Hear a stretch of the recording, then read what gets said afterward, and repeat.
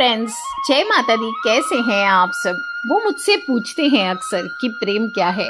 हे कृष्ण, मुझे वो मोर पंख बनने दो जिसे आप अपने सिर पर इतनी खूबसूरती से सजाते हैं, तभी मैं समझा पाऊंगा प्रेम हरि के नाम में सरोबार होना है, वो नाम जो सारे दर्द को शांत कर देता है। तो जब भी हमारे मुख से कृष्ण का जिक्र होता है तो उनकी छवि में सबसे पहले क्या दिखता है? मोर पंख दिखता है। और कहा जाता है कि एक मोर ही ऐसा प्राणी होता है जो अपने पूरे जीवन में ब्रह्मचर्य का पालन करता है और पूरे जीवन में एक ही मोरनी के संग रहता है। मोरनी भी गर्भ धारण कैसे करती है? मोर के आंसुओं को पीकर करती है। इसलिए श्याम सुंदर उस पवित्र से प्रतीक को अपने मस्तक पर सजाते हैं। बचपन में ही कहते हैं उनको कालसर्प दोष था, इसलिए माता यशोदा अपने लल्ला के सिर पे मोर पंख सजाती थी। और कालसर्प के सारे लक्षण कृष्ण के जीवन में नजर आते हैं, जैसे जेल में जन्म होना, उसके बाद माता पिता से दूर रहना। और कहते हैं कि व्यक्ति 36 साल के बाद सभी प्रकार के ऐश्वर्य प्राप्त करता है, लेकिन उसका उपभोग नहीं कर पाता। और भगवान कृष्ण के साथ भी ऐसा ही हुआ। 36 इयर्स की एज तक सभी प्रकार के उन्होंने ऐश्वर्य हासिल किए, लेकिन कभी उनको सुख नहीं मिला। दोस्तों, बाल काल में जब बलराम और श्री कृष्ण को यशोदा मैया मुकुट पहना रही थी तो कहते भगवान श्री कृष्ण हट करने लगे कि मुकुट नहीं पहनूंगा। तब नंद बाबा ने उनके मुकुट पर मोर पंख लगा दिया था, जिसे देखकर भगवान कृष्ण बहुत खुश हुए और उसे प्रसन्नता पूर्वक अपने सिर पर सुशोभित किया।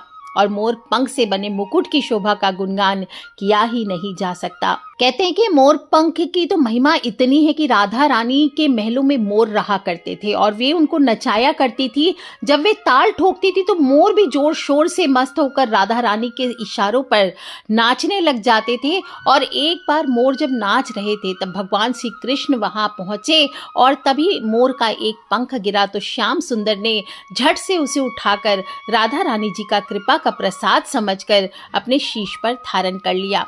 महारास लीला के समय राधा ने उन्हें वैजंती माला पहनाई थी और वैजंती माला के साथ ही मोर पंख धारण करने की एक बड़ी वजह राधा से उनका अटूट प्रेम ही है। मोर पंख में सभी रंग समाहित होते हैं और कहते हैं भगवान श्री कृष्ण का जीवन कभी भी एक जैसा नहीं रहा। उनके जीवन में भी सुख और दुख के अलावा कई अन्य तरह के भाव थे और कृष्ण अपने भक्तों को ऐसे रंगों को दिखाकर यही संदेश देते हैं कि जीवन भी इसी तरह से सभी रंगों से भरा हुआ है, कभी सुख तो कभी दुख।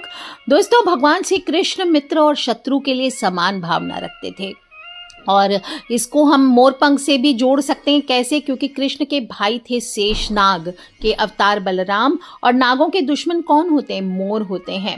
अतः मोर पंख सिर पर लगाकर कृष्ण ये संदेश देते हैं कि वे सभी के लिए समभाव रखते हैं और यही विरोधाभास ही श्री कृष्ण के भगवान होने का प्रमाण भी है। दोस्तों, राधा कृष्ण के प्रेम की बहुत सारी कहानियां हैं जिन्हें पढ़कर सुनकर उनके प्रेम की पराकाष्ठा का एहसास होता है, लेकिन कुछ किस्से ऐसे भी हैं जिन्हें जानकर हैरानी होती है। और कहते हैं श्री कृष्ण ने कली काल तक मोर पंख को अपने शीश पर लगाने का वरदान दिया। एक बार की आपको बात बताती हूँ, आपने सुना हुआ भी होगा, ये जो भागवत सुनते हैं वो जानते हैं।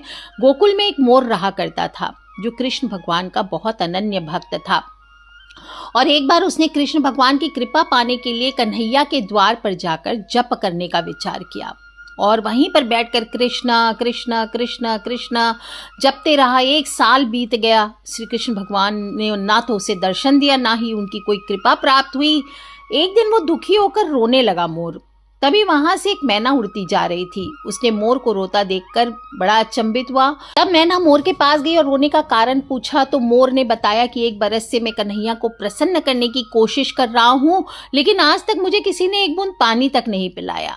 तब मैना बोली, मैं श्री राधे रानी के बरसाने से आई हूँ, तू मेरे साथ वहीं चल, राधे रानी बहुत दयालु है, कोई न कोई उपाय बताएंगी। मोर ने मैना की बात मान ली और दोनों उड़ते उड़ते बरसाने पहुंचे। तब मोर ने सारी बात राधा रानी को बताई और राधा बोली, नहीं, मेरे कान्हा ऐसे निर्मोही नहीं हैं। तब किशोरी जी ने कहा कि फिर से तुम कन्हैया के द्वार पर जाओ, लेकिन इस बार कृष्ण कृष्ण नहीं, राधे राधे रटना। मोर ने राधा रानी की बात मान ली और लौटकर गोकुल वापस आए और फिर से कृष्ण के द्वार पर पहुंचे और इस बार राधे राधे राधे राधे रटने लगे। ये सुनते ही कृष्ण भगवान दौड़े दौड़े आए और मोर से पूछा, तुम कहाँ से आए हो? तब मोर ने कहा, हे माधव, 1 बरस से तेरे नाम का संकीर्तन कर रहा था, तब तो तुमने मुझे पानी तक नहीं पिलाया। आज राधे राधे जपने पर दौड़े चले आए हो। और मोर की बात सुनकर कृष्ण भगवान बोले, मैंने तुझको कभी पानी नहीं पिलाया, ये मैंने पाप तो किया है, लेकिन तूने राधा का नाम लिया, ये तेरा सौभाग्य है। इसलिए मैं तुझको वरदान देता हूं कि जब तक ये सृष्टि रहेगी, तेरा पंख सदैव ही मेरे शीश पर विराजमान होगा। साथ ही जो भी भक्त राधा रानी का नाम लेगा वो मेरे शीश पर विराजित रहेगा। दोस्तों, अगर आपने भी आज तक घर में मोर पंख नहीं लगाया है तो आ गया है समय जन्माष्टमी का कि अपने घर पर आप मोर पंख लेकर के आएं और इस जन्माष्टमी पर मोर पंख लेकर के अपने घर में विराजित करने से हर प्रकार के अमंगल टल जाते हैं। विशेष रूप से अगर दुरात्माएं आपके घर के आसपास हैं तो वो सभी दूर हो जाती है। सभी ग्रंथों में, सभी वास्तु में बोलिए, ज्योतिष शास्त्र में बोलिए, सभी में मोर के पंखों को अति महत्वपूर्ण बताया गया है। दोस्तों, बताने की जरूरत ही नहीं कि मोर सिर्फ हमारे देश का राष्ट्रीय पक्षी नहीं है, बल्कि देवताओं का पक्षी होने का भी गौरव प्राप्त है। और इसीलिए सरस्वती माता को आप देखिए मोर पर विराजित है, कार्तिकेय का वाहन है। और सभी स्टूडेंट्स को इसलिए हर सरस्वती पूजा पर मोर पंख अपनी जो बुक्स है उसमें रखने की जो प्रथा है ये प्राचीन काल से चली आ रही है। आपको मैं एक बात बताती हूँ, आयुर्वेद में भी मोर के पंख से टीबी, फालिस, दमा, नजला, बांझपन, इन चीजों का इलाज किया जाता है। और मोर पंख को वशीकरण हो, सम्मोहन हो, इसका प्रतीक भी माना गया है। घर में मोर पंख रखना प्राचीन काल से ही शुभ है और ये कहते हैं कि सकारात्मक ऊर्जाओं को अपनी ओर खींचता है। और अगर आप इसे रेगुलर प्रयोग में लेकर के आते हैं तो आपके भी देखेंगे सभी असंभव कार्य संभव होने लगेंगे। जन्माष्टमी की रात मोर पंख लड्डू गोपाल हो, जुगल जोड़ी हो, काना हो, कहीं पे भी आपको अर्पित जरूर करना है और अगले दिन सुबह ले करके आपको इसका उपाय करना है। कैसे उपाय करना है बताती हूँ आपको। आप चाहें तो एक मोर का पंख किसी राधा कृष्ण के मंदिर में मूर्ति के निकट 40 दिन तक स्थापित कर दीजिए, या आपको अभिमंत्रित मोर पंख मिले तो वो आप प्राप्त करके आप प्रतिदिन, लेकिन ये करना है आपको, शाम को माखन मिश्री का 40 दिन भोग लगाना है उसी मंदिर में जहां आप मोर पंख स्थापित करेंगे। और 41st डे, 41वें दिन उस मोर के पंख को मंदिर में दक्षिणा और भोग दे करके अपने घर ले आइए और अपने खजाने में या लॉकर में स्थापित कीजिए। आप स्वयं देखेंगे कि धन, सुख, शांति में वृद्धि हो रही है। सभी रुके कार्य इस प्रयोग के कारण बनते जाएंगे। दोस्तों, काल सर्प दोष अगर है आपके जीवन में तो उसे दूर करने में भी मोर पंख अद्भुत माना जाता है। और तकिए के खोल के अंदर 7 मोर पंख आपको सोमवार की रात में या जन्माष्टमी की रात में रख देना है सिद्ध करके। और प्रतिदिन इसी तकिए को आप काम में लाएं और अपने बेडरूम की चाहे तो पश्चिम की दीवार पर मोर के पंख का पंखा बना करके, जिसमें कम से कम 11 मोर पंख हो, ऐसा पंखा बना करके लगा दीजिए। आपके काल सर्प से आ रही बाधाएं आपके जीवन से दूर हो जाएंगी। कहते कि अगर बच्चा बहुत जिद्दी हो, बात नहीं मानता हो, तो इसे छत के पंखे के ऊपर भी लगा सकते हैं आप। जो पंखा है, सीलिंग फैन है, उसके ऊपर आप पंखा चलाएंगे तो मोर के पंखों की भी हवा बच्चे को लगेगी और धीरे धीरे उसकी जिद और हट कम हो जाएगी। दोस्तों, मोर और सर्प में शत्रुता है और सर्प को शनि और राहु के संयोग से बताया गया है। तो यदि मोर का पंख घर के पूर्वी और उत्तर पश्चिम दिशा यानी कि ईस्ट वॉल या नॉर्थ वेस्ट वॉल पे अगर आप इसे लगा देते हैं या अपनी जेब में या डायरी में रखते हैं, अपने वॉलेट में रखते हैं, तो आपको राहु दोष कभी भी परेशान नहीं करेगा। विशेष रूप से जो राहु का दोष है उसके लिए चांदी की सिल्ली अभिमंत्रित करके मैं हमेशा बताती हूँ, दूध में उबाल के उसको पीना चाहिए। और चांदी की अभिमंत्रित सिल्ली आपको राहु के जाप से आपको सिद्ध करके रखनी चाहिए। और वॉलेट में अगर आप अपनी पर्स में इस चांदी की सिल्ली को मोर पंख के साथ रख लेते हैं तो कहते हैं जबरदस्त रूप से धन आकर्षित होता है। किसी भी प्रकार के घर में सर्प, मच्छर, बिच्छू आदि विषैले जंतुओं का अगर भय है तो वो भी दूर हो जाता है। और अगर छोटे से बच्चे को मोर पंख को ताबीज सिद्ध करके पहना दी जाए तो उसे वो कभी भी रात में अगर डरता वगैरह है, चमक चमक कर उठता है, तो वो दूर होते हैं, आने जाने वालों की नजर नहीं लगती है और अला बला से बचा रहता है।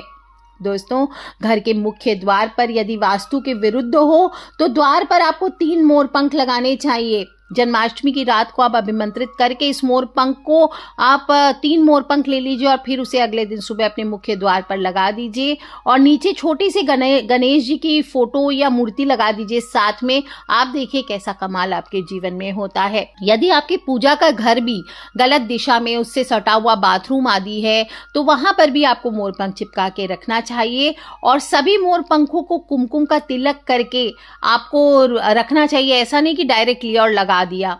और अगर शिवलिंग की स्थापना भी करेंगे, अगर घर में ईशान कोण में आपके मंदिर नहीं है घर का, अगर वास्तु दोष है आपके घर के ईशान कोण में, तो वहां पर एक छोटा शिवलिंग स्थापित करके भी आप मोरपंख साथ में स्थापित कर दीजिए। आपके पूजा घर का वास्तु दोष मिट जाता है। दोस्तों, जिनकी भी कुंडली में राहु केतु कालसर्प योग का निर्माण है, उन्हें तो जरूर ही मोरपंख प्रयोग करना चाहिए। और दोस्तों, इस प्रकार से छोटे छोटे उपाय करने से आप चाहें तो, अगर शत्रु आपके ज्यादा तंग कर रहे हैं, तो मोर के पंख पर हनुमान जी के मस्तक का सिंदूर ले लीजिए और मंगलवार या शनिवार रात में उसका नाम लिख करके शत्रु का उस मोर पंख के ऊपर आप अपने घर के मंदिर में रात भर रख दीजिए और सुबह उठकर बिना नहाए धोए चलते हुए पानी में इसे बहा दीजिए।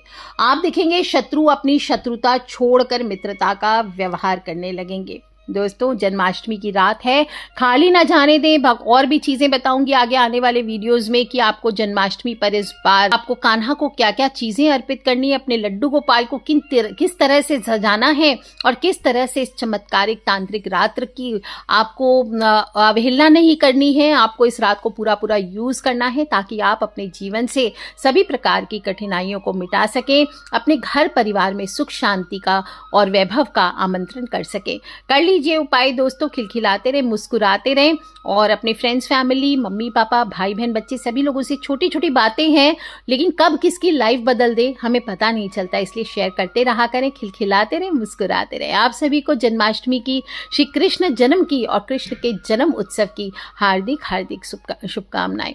ठीक है फ्रेंड्स, लव यू ऑल। जय माता दी, बम बम भोलेनाथ की बोलो, कृष्ण कन्हैया लाल की जय।